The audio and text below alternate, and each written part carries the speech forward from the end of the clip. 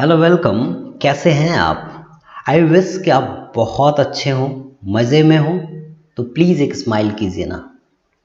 इस वीडियो में जो हम बात करने वाले हैं, मैं जैसा कि आप देख रहे होंगे स्क्रीन के ऊपर, कि मैं आपको बता दूं कि 11th स्टेट बोर्ड यानी महाराष्ट्र बोर्ड का पार्ट 1 मैथमेटिक्स, जिसका पहला चैप्टर है एंगल एंड इट्स मेजरमेंट, ये मैंने इंडेक्स लगा के रखा है स्क्रीन के ऊपर जो आप देख रहे होंगे। फर्स्ट चैप्टर आपका है एंगल एंड इट्स मेजरमेंट।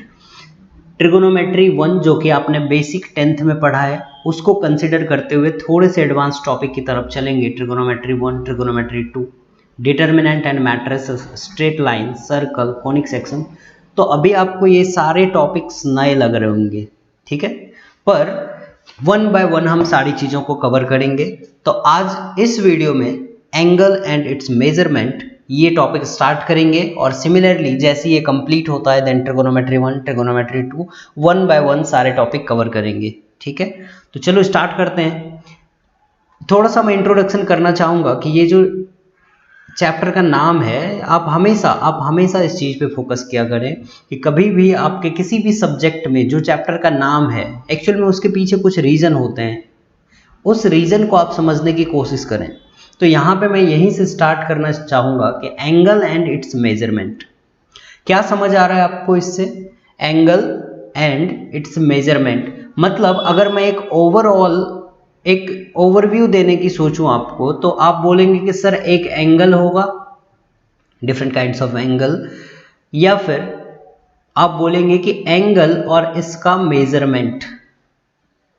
मतलब चैप्टर के नाम से हमें थोड़ा सा ऐसा मतलब एक ओवरव्यू कह सकते हो मिल रहा है कि आपको एंगल के बारे में इंफॉर्मेशन लेनी है इस चैप्टर में, और उसके मेजरमेंट के बारे में। जैसे मेजरमेंट में आपको एक बताऊं कि मेजरमेंट कैसा होता है कि अगर आपको कोई डिस्टेंस मेजर करना है तो आप क्या करते हो?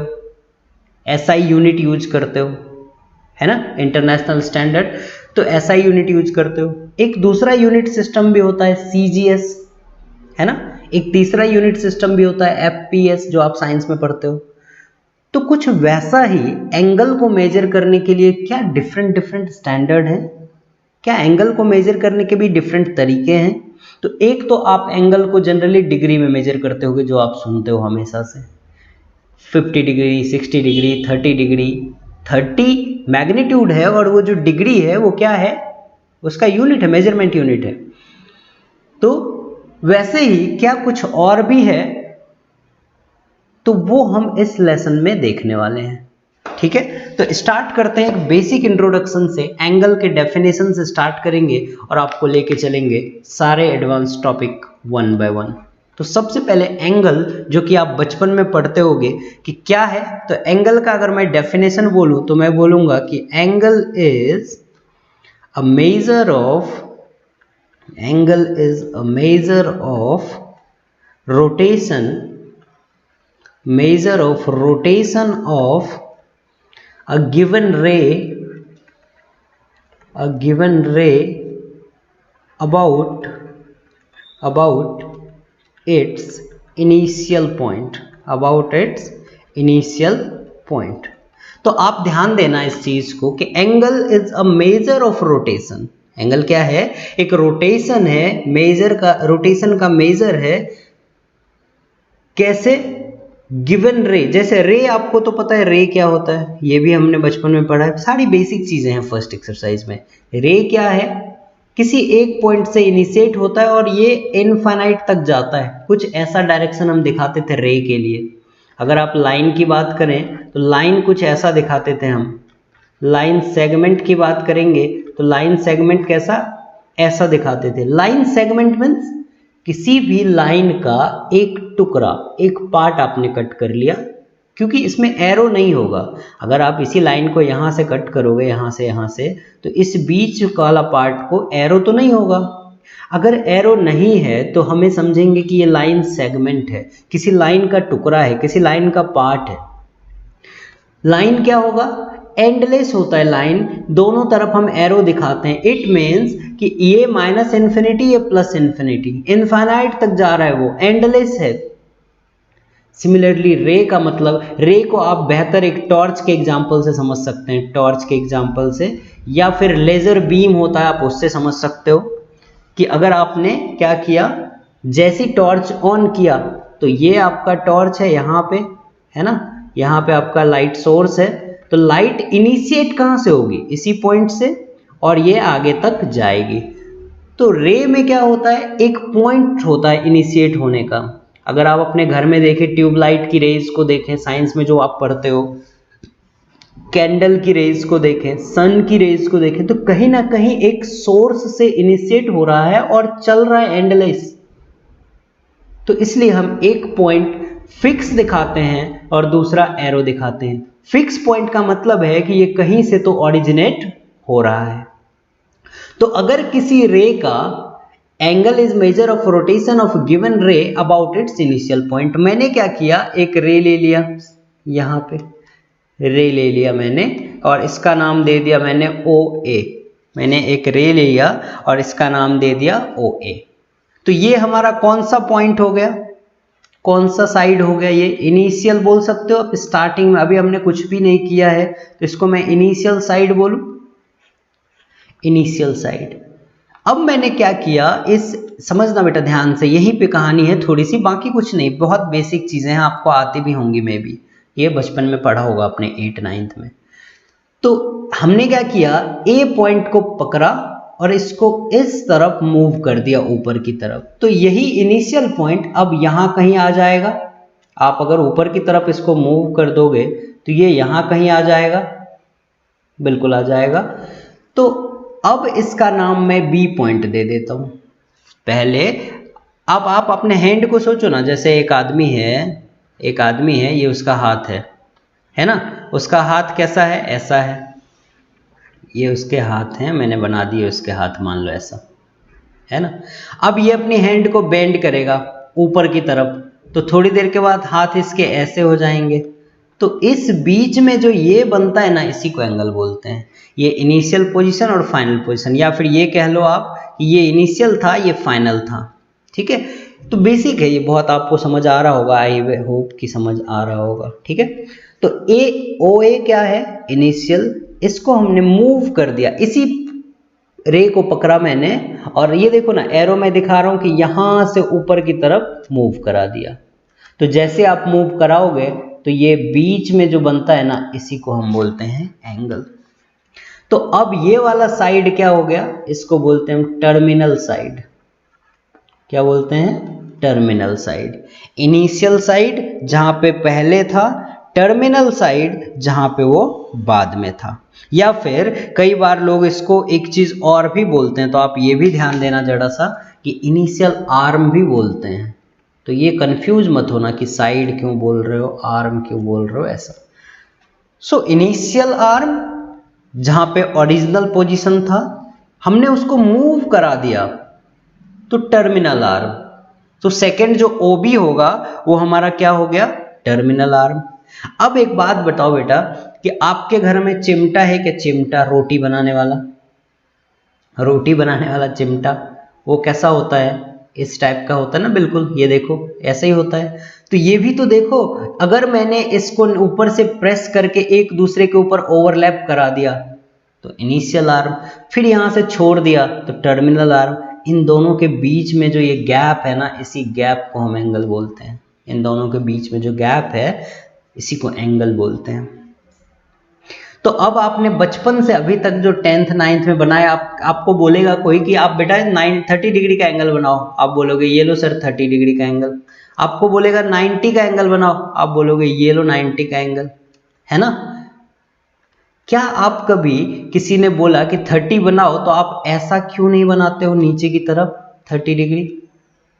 क्योंकि अब तक हम पॉजिटिव एंगल पढ़ रहे थे। ये जो इस तरफ जो आप मेजर कर रहे हो, देखो इस तरफ जो हम मेजर कर रहे हैं, ये क्या है, पॉजिटिव एंगल। तो एक चीज रिलेट करना बेटा, यहां से एक चीज रिलेट करना बहुत आसान है। ये क्लॉक है हमारे घर में जो लगा है, क्लॉक का रोटेशन कैसा होता है, इस तरफ। क्लॉक का रोटेशन कैसा होता है, इस तरफ। तो जिस तरफ क्लॉक का रोटेशन होता है उसको हम बोलते हैं क्लॉकवाइज। क्लॉक का रोटेशन जिस तरफ होता है उसको हम बोलते हैं क्लॉकवाइज, और हम अगर ऐसा चले क्लॉक के निडल के ऑपोजिट डायरेक्शन में तो उसको हम बोलते हैं एंटी क्लॉकवाइज। अगर आप घड़ी के निडल के डायरेक्शन में चल रहे हो, आप अपने घड़ी को देखो, सिंपल, आपके घर में घड़ी होगा, वो कैसा चल रहा है, जिस टाइप से चल रहा है, अगर आप भी वैसा घूमोगे तो उसको क्या बोलोगे, क्लॉकवाइज। लेकिन अगर आप घड़ी के निडल के ऑपोजिट डायरेक्शन में घूम रहे हो तो उसको आप बोलोगे एंटी क्लॉकवाइज। तो ये जो एंगल मेजर हम कर रहे हैं, जो हम बचपन से सीखते आ रहे हैं, ये आप कैसा मेजर कर रहे हो, जरा सा देखो। आपको मैंने बोला बेटा 60 बनाना, तो आप ये कैसा मेजर कर रहे हो, नीचे से ऊपर की तरफ देखो ना, कैसा मेजर कर रहे हो। मैंने बोला 180 बनाओ, आप ऐसा मेजर कर रहे हो। ऐसे को क्या बोलते हैं, एंटी क्लॉकवाइज। और ऐसे में आप पॉजिटिव एंगल बना रहे हो ना, पॉजिटिव एंगल बना रहे हो। तो क्या मैं बेटा एक चीज लिख दूं यहां पे कि पॉजिटिव एंगल जो हम बचपन से बनाते आ रहे हैं, कैसा बना रहे हैं, एंटी क्लॉकवाइज। तो मैं यहां पे लिखूंगा पॉजिटिव एंगल जो होता है वो एंटी क्लॉकवाइज मेजरमेंट होता है, एंटी क्लॉकवाइज मेजरमेंट होता है। जो पॉजिटिव एंगल होता है वो एंटी क्लॉकवाइज मेजरमेंट होता है। मैं आपको एक बात और बताऊं कि पॉजिटिव और नेगेटिव एंगल होते नहीं हैं, हमारे मेजरमेंट सिस्टम, हम कैसा मेजर कर रहे हैं, ये पॉजिटिव और नेगेटिव सिर्फ इस बात को बताता है। ये जो पॉजिटिव और नेगेटिव है, आप अगर समझो चीजों को, तो ये जो पॉजिटिव और नेगेटिव है ये क्या बताता है, सिर्फ हमारे मेजरमेंट करने के तरीके को बताता है, सिर्फ हमारे मेजरमेंट करने के तरीके को बताता है। तो आई होप कि आपको पॉजिटिव एंगल समझ आ गया होगा, जो हम बचपन से करते आ रहे हैं, that is positive angle, simple इतना समझो। और उसको कैसे मेजर करते हैं, एंटी क्लॉकवाइज। देखो ना, घड़ी का निडल कैसा चलता है, ऐसा, और हम कैसे मेजर करते हैं एंगल को, इस टाइप से। तो इसलिए anti clockwise measurement always show positive angle. Clear है इतनी बात? अगर आपको समझ आ रहा है तो वीडियो लाइक कर दो, सब्सक्राइब कर दो, शेयर कर सकते हो, ठीक है। तो मुझे लग रहा है कि समझ आ रहा होगा, बहुत हैवी चीज है नहीं और बहुत इजी टॉपिक है, बहुत इजी एक्सप्लेनेशन है, तो समझ आ रहा होगा। चलो अब बात करते हैं नेगेटिव एंगल की। पॉजिटिव एंगल तो आज तक हमने पढ़ा, जस्ट मैंने आपको रिलेट कर दिया वो चीज। अब बात करते हैं नेगेटिव एंगल की।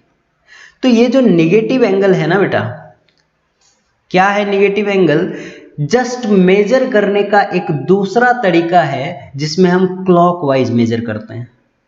मेजर करने का दूसरा तरीका है जिसमें हम कैसे मेजर करते हैं, क्लॉकवाइज मेजरमेंट। देखो जरा, मैं अभी जस्ट आपको क्लियर कर देता हूं। तो क्लॉकवाइज मेजरमेंट, अब यहां में इनिशियल पॉइंट हमारा क्या है, इस पॉइंट को देखना, O है और ये A है, इनिशियल आर्म है। यहां पे फिर से लिख देता हूं मैं, इनिशियल आर्म, आप फोकस करना चीजों पे। इनिशियल आर्म, कुछ समझ नहीं आता तो आप कमेंट बॉक्स में कमेंट कर सकते हो। तो ये इनिशियल आर्म है। अब मैंने क्या बोला आपको, इस बार मेजरमेंट कैसे करनी है, क्लॉकवाइज मेजरमेंट करनी है। अब अगर आप यहां से क्लॉकवाइज चलोगे तो इस तरफ चलोगे, तो अब आपने थोड़ा सा चला और वापस ये वाला जो OA था, मान लो कि ये नया नाम मैंने B दे दिया, तो ये जो इनिशियल आर्म था अब वो यहां आ चुका है और इसका नाम मैं बोल सकता हूं कि ये है टर्मिनल आर्म। तो बेटा एक बात बताओ ना कि इस बार एंगल कैसा होगा, निगेटिव। मेजर करने का जो तरीका है ना, हमने उसको बदल दिया। मेजर करने का तरीका पहले एंटी क्लॉकवाइज था, तो हम बचपन से आज तक पॉजिटिव एंगल पढ़ रहे थे। मेजर करने का तरीका क्लॉकवाइज कर दिया, तो अब कंफ्यूजन हो जाएगा ना लोगों को कि ये आपने कैसे मेजर किया भाई, क्लॉकवाइज किया क्या एंटी क्लॉकवाइज किया, कौन बताएगा, कौन बताएगा। तो मैथमेटिशियन ने कहा कि आप एक काम करो कि when you measure clockwise you can use negative sign, and when you measure anti-clockwise you have to use positive sign, जो कि हम बचपन से करते आ रहे हैं। तो पॉजिटिव एंगल तो आपको बहुत अच्छे से क्लियर है, सिर्फ कहानी अटकती है कहां पे, नेगेटिव एंगल पे। तो नेगेटिव एंगल में सिर्फ इतना आप समझो कि अगर मैंने एंगल के मैग्नीट्यूड पे माइनस का साइन लगाया तो किसी को कैसे समझेगा कि ये कैसे मेजर किया है। तो जैसे ही मैंने -30 डिग्री लिखा ना, तो पूरे वर्ल्ड में लोग इसको समझेंगे कि इसने एंगल को क्लॉकवाइज मेजर किया होगा, क्लॉकवाइज मेजर किया होगा, इसलिए माइनस लगाते हैं। अगर कोई आपको बोल दिया कि बेटा बताओ मुझे -90 डिग्री बना के बताओ, आप तुरंत यहां बनाओगे इनिशियल रेज, ये बनाओगे आप टर्मिनल रेज, और ऐसा दिखा दोगे कि ये लो sir -90 degree.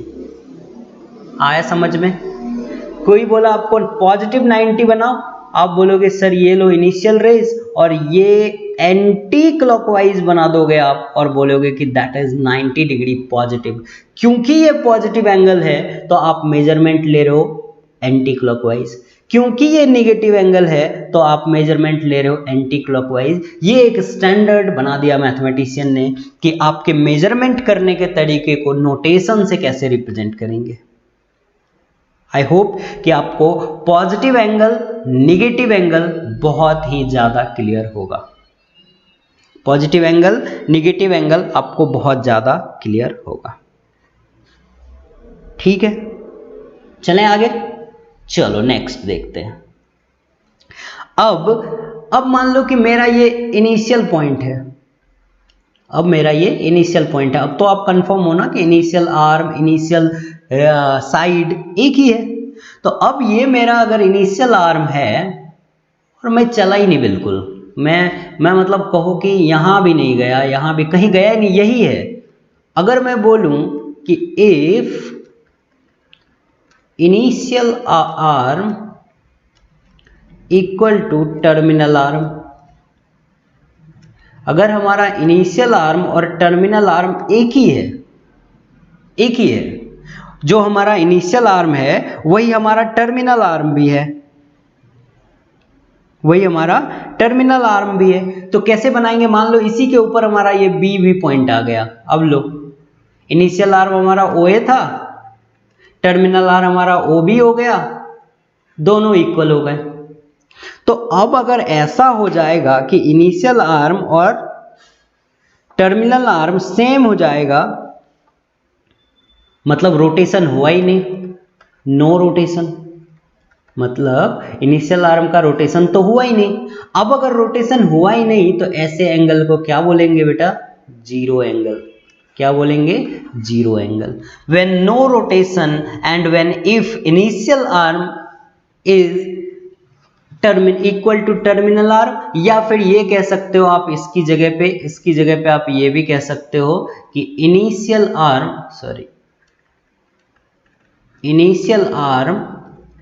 itself a terminal arm, initial arm itself a terminal arm, मतलब इनिशियल आर्म खुद ही टर्मिनल आर्म है, तो एंगल कैसा बनेगा? जीरो। एंगल कैसा बनेगा? जीरो। तो ऐसे एंगल को हम बोलते हैं जीरो एंगल। क्लियर है? समझ आ रही है बात? समझ आ रही है। अब राइट एंगल की बात करते हैं। आपको ये सारी चीजें पता है, जस्ट मैं रिकॉल करा रहा हूं ताकि इसके आगे जो मेजरमेंट सिस्टम है उसमें आपको थोड़ा सा हेल्प मिले।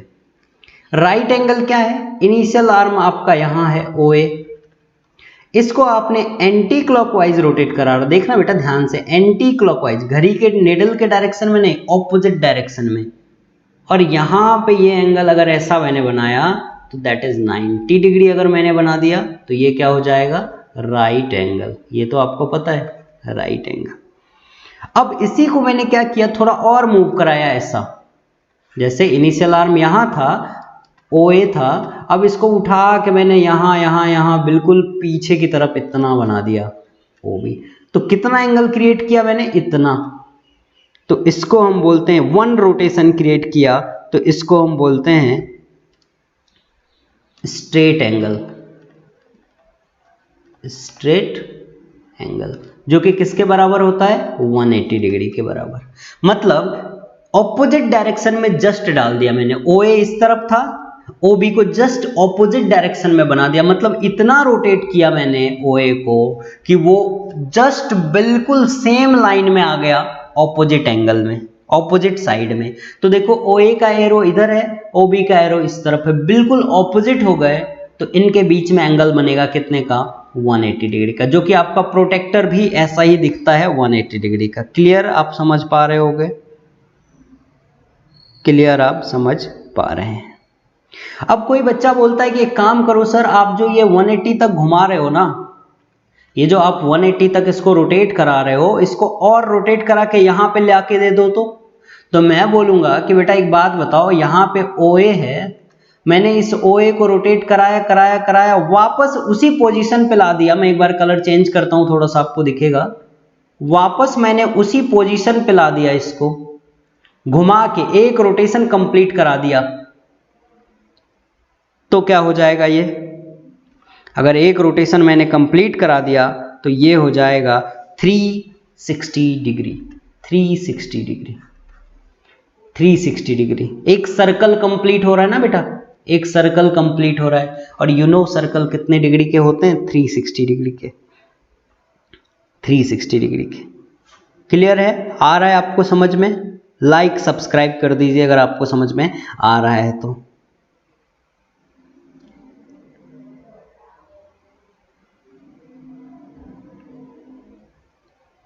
चलो नेक्स्ट देखते हैं। दो और इंपॉर्टेंट रह गए हैं जो आपको जानना बहुत जरूरी है, तो देखते हैं क्या है। को टर्मिनल एंगल है और फिर देखेंगे मेजरमेंट सिस्टम। को टर्मिनल एंगल एंड दूसरा है हमारा जिसको हम बोलते हैं quadrantal angle. QUADRANT quadrantal angle. बताता हूं मैं क्या है। 10th में कोऑर्डिनेट ज्योमेट्री में आपने क्वाड्रेंट पढ़ा होगा, उससे रिलेटेड ये एंगल है, तो जस्ट मैं आपको एक्सप्लेन कर रहा हूं। पहले को टर्मिनल एंगल देखते हैं क्या है।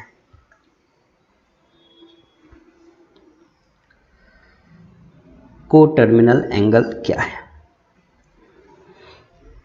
तो एक बार मैंने ये इनिशियल फिर से बनाया, ये थोड़ा सीधा बनाता हूं वापस।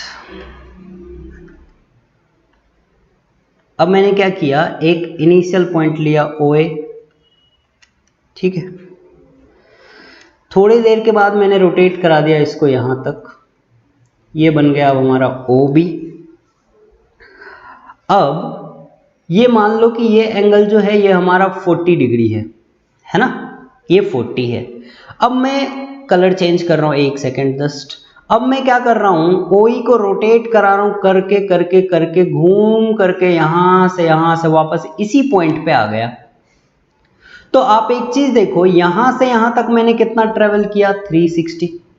जहां से मैं चला था घूम करके वहां से 360 किया, प्लस ये 40 भी तो किया इस बीच का।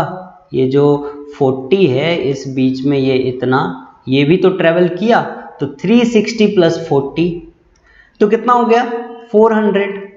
तो अब बेटा एक बात बताओ कि 400 की भी लाइन यही बन रही है, 400 की भी लाइन यही बन रही है, 40 की भी लाइन यही बन रही है, दोनों एंगल की तो लाइन यही बन गई। तो दोनों का तो टर्मिनल आ गया, समझ में आ गया क्या? दोनों का टर्मिनल एक ही हो गया ना। इनिशियल आर्म तो यहां था ही, टर्मिनल आर्म दोनों का सेम हो गया ना। तो आप साइंस में बचपन से पढ़ते हो ना, को इंटीरियर एंगल जिसका सेम हो, मतलब को मतलब क्या? सेम। को मतलब कहो तो मैं बोल दूं सेम। टर्मिनल मतलब ऐसे दो एंगल जिनका टर्मिनल सेम होता है, दैट इज को टर्मिनल एंगल। आपको समझ गया होगा अब कि ऐसे दो एंगल जिनका टर्मिनल सेम होता है उसको बोलते हैं को टर्मिनल। क्योंकि 40 का भी आर्म यही है, और जब आप 360 रोटेट करके अगेन 400 डिग्री लाते हो तो 400 का भी आर्म यही आ रहा है, 360 प्लस 40। तो इट मीन्स 400 और 40 लिख देता हूं मैं यहां पे, the arm of 400 degree and 40 degree is same, therefore it is co-terminal angle। Coterminal angle. अब एक बच्चा मुझसे पूछता है कि सर एक बात बताओ, क्या यही दोनों एंगल होंगे? नहीं बाबू रे, कोई भी एंगल हो सकता है। जैसे मैं बोलूंगा कि ये दोनों के बीच में दैट इज 60 डिग्री का एंगल फॉर एग्जांपल मैंने बनाया, अभी मेजर करके बना नहीं रहा हूं, 60 है। कोई बच्चा यहां से चालू किया, घूम करके वापस यही पहुंचा, तो एक बार घूम करके यहां तक आने में तो 360 चल गया वो, और ऊपर फिर से गया तो 60 चल गया, तो कितना हो गया 360 + 60 that is 420 and 60 are co-terminal. 420 and 60 are co-terminal. बात समझ में आ रही तो बोलो हाँ और लाइक कर दो। ऐसे दो एंगल जिनका टर्मिनल सेम हो को-टर्मिनल एंगल कहलाते हैं, को-टर्मिनल एंगल कहलाएंगे। क्वाड्रेंटल एंगल देखते हैं, लास्ट एंगल, और फिर बात करेंगे मेजरमेंट सिस्टम की। क्वाड्रेंटल एंगल क्या है?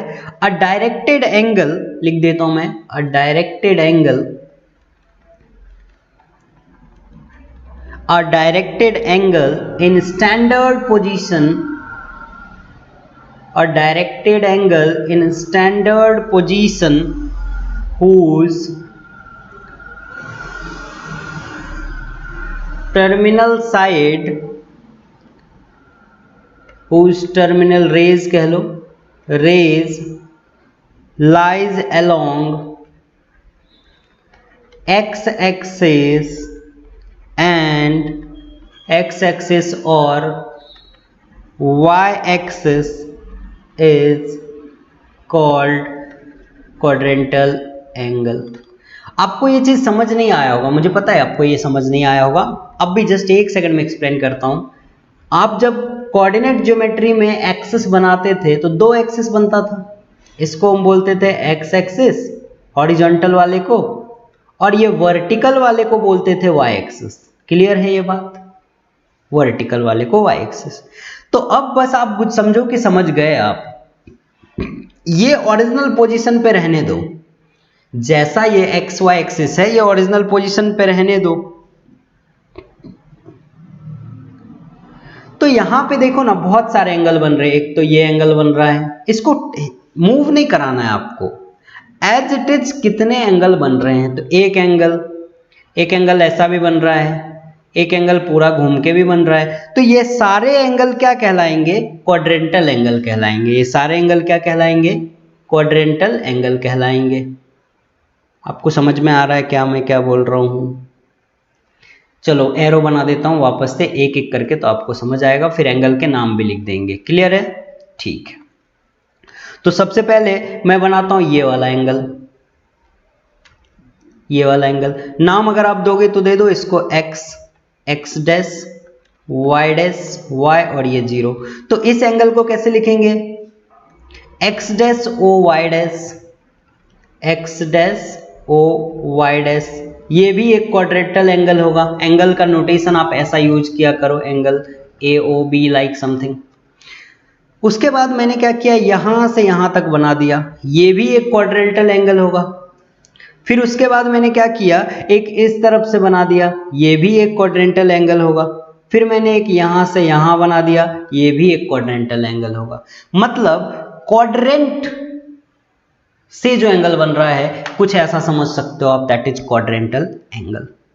मतलब एक्स एक्सिस और वाई एक्सिस जो है अपने पोजीशन पे रहेंगे, और तब जो एंगल जनरेट हो रहा है, तो डेफिनेशन भी आप देख लो कि a directed angle in standard position whose terminal rays lie along x ray और वाई एक्सिस। यानी एक्स एक्सिस और वाई एक्सिस के अलोंग अगर मिलता है कोई एंगल तो उसको हम बोलते हैं क्वाड्रेंटल एंगल। क्लियर है आपको? ये सारी चीजें जो आज की बात है ये आपको समझ आया होगा। ठीक है, अगर आपको अच्छा लगा तो आप लाइक करो, सब्सक्राइब करो। मिलते हैं नेक्स्ट वीडियो में, मेजरमेंट ऑफ एंगल, और उससे रिलेटेड क्वेश्चंस भी करेंगे, और उससे रिलेटेड जो भी एक्सरसाइज है वो भी कंप्लीट करेंगे अगली वीडियो में। ठीक है, तो आपका रिस्पॉन्स कैसा है बताना, लाइक करना, सब्सक्राइब करना, और अगर कुछ डाउट आपको आ रहा है, कोई नया टॉपिक आप चाहते हो तो कमेंट सेक्शन में कमेंट करना। चलो मिलते हैं नेक्स्ट वीडियो में, तब तक के लिए बाय, टेक केयर।